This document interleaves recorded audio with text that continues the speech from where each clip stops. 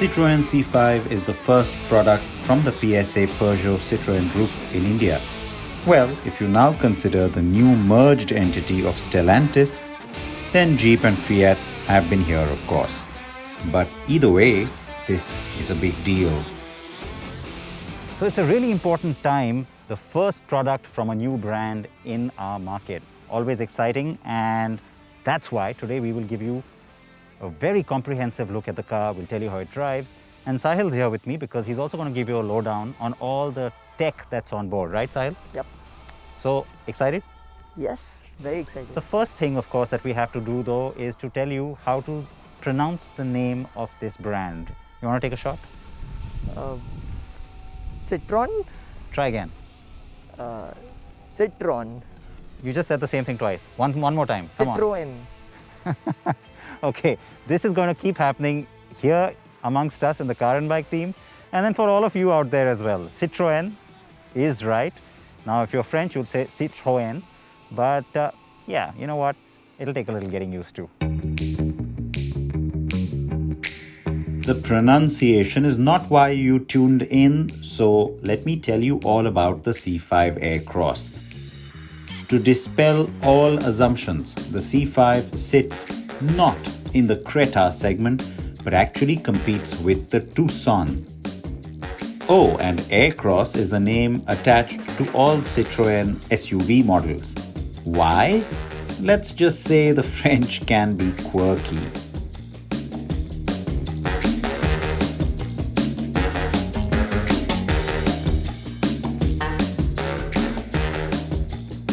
Now, at the World Car Awards in the design category, Citroën is routinely amongst the shortlisted finalists, even winning the award. And that is because it does have very distinct styling that is very specific to the brand. Now, the face itself tells you that, and some of this, by the way, is historically the way it's been, especially what you would call a front grille in most cars. And here, there's double chevron pattern that's reflective of the brand logo. That is very distinct, and from a mile, you know it's a Citroën. The other thing of late that's become a signature is slim DRLs on top and a big headlight further down, almost recessed into the bumper. Now, that may not look new to you right now because, yeah, it's familiar, right? Hyundai Kona, Hyundai Creta, but guess where they got the inspiration from? Because it was Citroën that did it first. There is a fair amount of chrome on the car, and yet it is tasteful and does not look overdone. The finish is excellent on all body panels and material quality feels premium. Now, in the car's 3/4 view, you get a feeling that it's really compact, but you know what? It isn't as compact as it looks. That's just the way the proportion works. And it is actually the tallest in its class. It is also the widest. You will soon understand why that's important when we go inside. It has a generous wheelbase. It's not the longest in the class, but hey, in terms of space and size, the car does pretty well. Now, also along the side is where you see some very distinct Citroën design elements, very classic Citroën look that has been given to the C5 with good reason, because it was always planned as a model that's going to go into several markets. So the alloy wheel design, but more importantly, the cladding. Now, a lot of SUVs have cladding, so nothing new there, but look at that. It's not just a straight line, it comes up, and then you have these three trapezoidal elements in there. This particular one is nicely highlighted. They call it an air bump. I call it nice and distinct.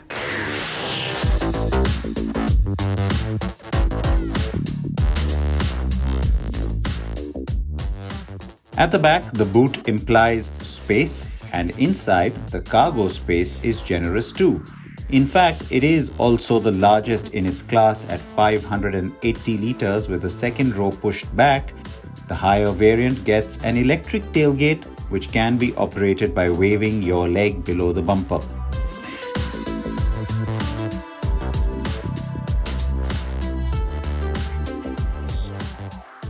Yes, that second row of seats does slide forward or back, and in fact, the seats are equally split three ways. You can fold each section individually.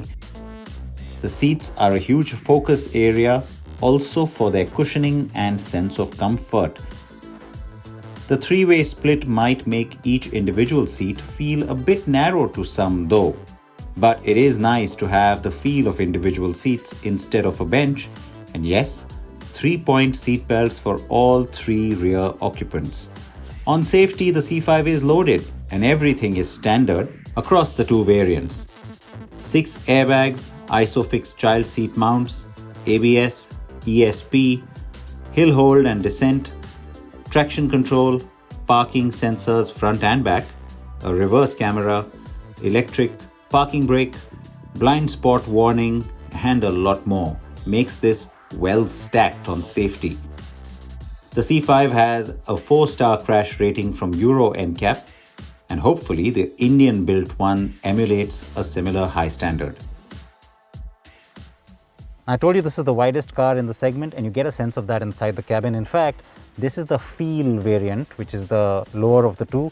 The higher Shine variant also gets a panoramic sunroof, so you'll get a better sense of space there. But let me not digress. The first time I saw this car at global motor shows, I remember just loving the seats. They're so different. I love the use of fabric, and in fact, I wish this leatherette wasn't there, because just a full fabric seat done in this very different material would have been great. Yet it gives you a sense of width, and that's because it is nice and wide. It's also really well bolstered. There's a high density foam that's been used inside, and it's been topped by softer foam that's been broken into these stitched sections. It makes the seat really comfortable, and there are also a few springs under the seat which give you that sense of added comfort, which complements that great ride quality that this car is all about. Now, it's quirky. The design is very different, really sharp screens. You got this stacked AC vent, and I like the elements which complement some of the shapes from the outside that are in that door panel. That looks really nice, including the little trapezoidal metal shape. Now, the only thing that is left to talk about is all the tech on board. Sahil's going to do that in a second, but I just want to quickly point out the tactile feel. Even though everything feels well built, some of it is a little weird. Like the engine start-stop, you got to sometimes press it a couple of times, both for start and for stop. And then its placement. So obviously a left-hand drive car, right? That's a little cumbersome. It's kind of hiding behind the gear stick here. And then even the hood release is on the left. Now that we see in many European brand cars. So if you're alone in the car, you can't really reach out and open it if somebody wants to check the hood. But this really should have shifted to the right. But on the whole, while not lavish, the cabin comes across as smart, well put together and modern. And it is attractive to the senses. Now that tech element with Dr. Bones. I will tell you all about the tech. And honestly, there's not a lot of tech happening in this car, but whatever happens is done really, really nicely, and it's really, really refined. And it all starts with this massive 12.3-inch TFT display right in your front, which gives you access to all the main information about the vehicle. For instance, the speedometer, the trip computer, all kinds of things. And the digital display is really, really nicely done. The fonts are really futuristic. The animations are really futuristic, and they've been implemented in a very slick way. It's as if this interface has been ripped off from Star Trek. And I, for one, don't mind it. But move outside on the left, you get this 8-inch display. It's not the largest one, because you already see a 10.25-inch display on cars like the Creta or the Seltos. But what it does is give you a great experience. You get great resolution, great viewing angles. It's a slight matte finish, and everything is organized very logically.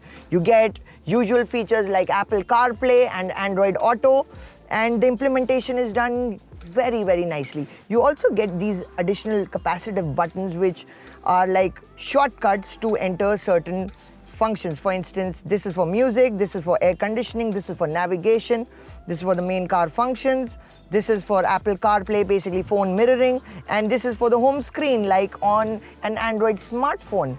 It's done pretty logically, but there's one quirk.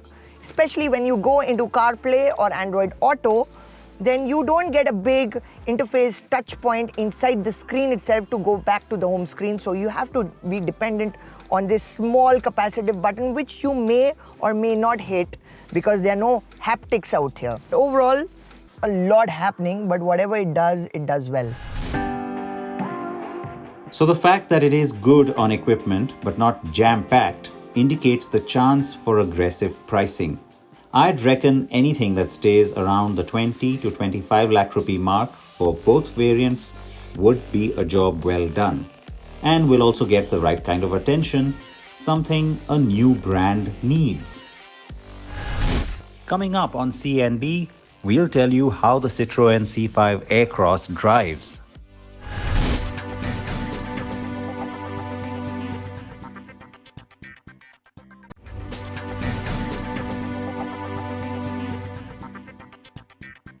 Okay, time to drive the new C5 Aircross.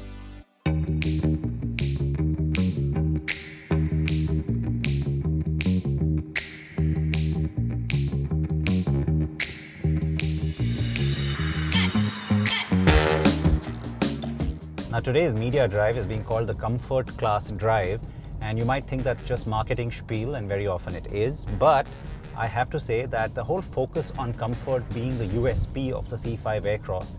Firstly, it's not just something you're seeing here in the Indian context. You see that from Citroën globally. This car does not have a four-wheel drive option. It is front-wheel drive only, and we'll talk about that in a second. But the whole focus on comfort, it is something that's specifically been done to give the car an edge over the competition, and it comes from the point of how a lot of people are moving from MPVs, especially in Europe, to the SUV body style, but they still like the comfort and convenience of an MPV. They don't necessarily want a sporty car. This car is meant for them. Most other cars in this class are trying really hard to be sporty, and then according to Citroën, they compromise on drive dynamics in some form or the other. Here, there's a very clear focus on comfort, and you know what? Spend just a few minutes in the car and it is so evident.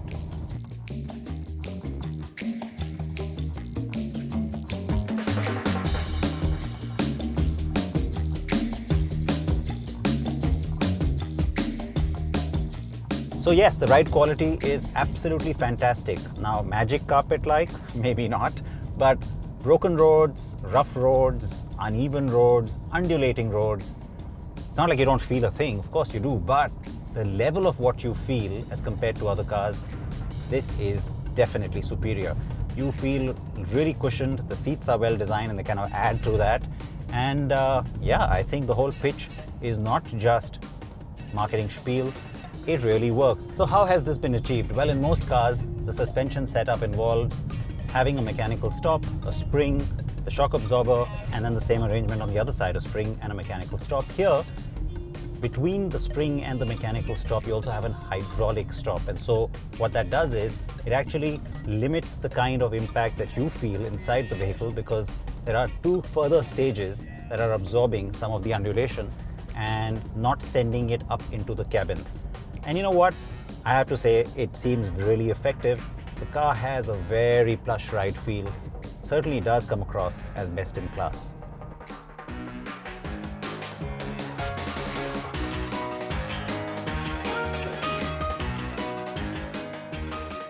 So you might think that all of this softening up has really compromised the drive dynamics, because that typically tends to happen. Well, that's where there is some good news, because you still find that while yes, there is a dulling of the edges on certain things like sharp cornering or handling, for the most part, the handling is pretty good. And even the steering, while it's really light, it's not soft. And so you still find that it is fairly precise. It is the engine and performance where you might say the car comes up lacking, though just a bit. Now, given the comfort pitch of the car, the engine does the job. It's refined, it's smooth, but it's not electric. I mean, the initial punch, especially in initial acceleration, is missing, but you'll find that it coasts along really well and does respond to the kind of extent you'll need it to in everyday situations. So, not as fun as I had hoped, but then, hey, a sporty SUV is not what the company is claiming anyway, unlike many competitors. This transmission is a bit fidgety, and you do find that even the lever itself, the operation of it is a little finicky. I mean, it takes some convincing sometimes. You have to do it a few times to get it to do what you want, but that's a matter of getting used to. By fidgety, I mean that you find especially step down not coming through as quickly or maybe as timely as you want it to. Luckily, to take some of that control into your own hands, literally, you have paddle shifters.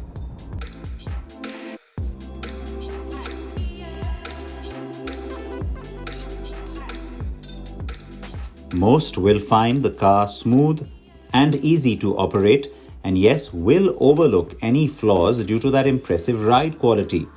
The C5 Aircross has eco and sport drive modes, and even though there is no all-wheel drive, Citroën offers something called grip control that sends necessary traction to the front wheels.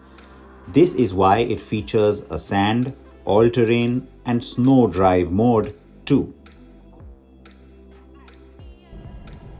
Now in Europe, you have two petrol engine options as well as a plug-in hybrid. And you know what? A plug-in hybrid could have been a really progressive statement-making model to also introduce. So it's something Citroën India should consider, at least in the future. And by that, I mean the near future.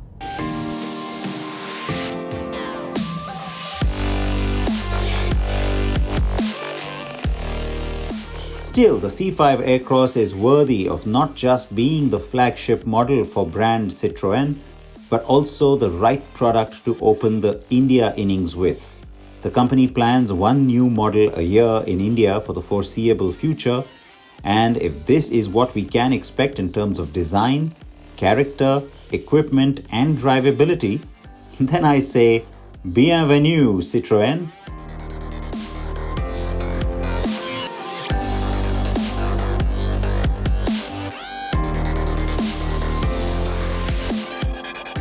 The company has plans to have 11 dealerships up and running across 10 cities by the time the car launches in March. And these will be supplemented by what it calls a nomadic showroom that will also play the role of getting India to know Citroën.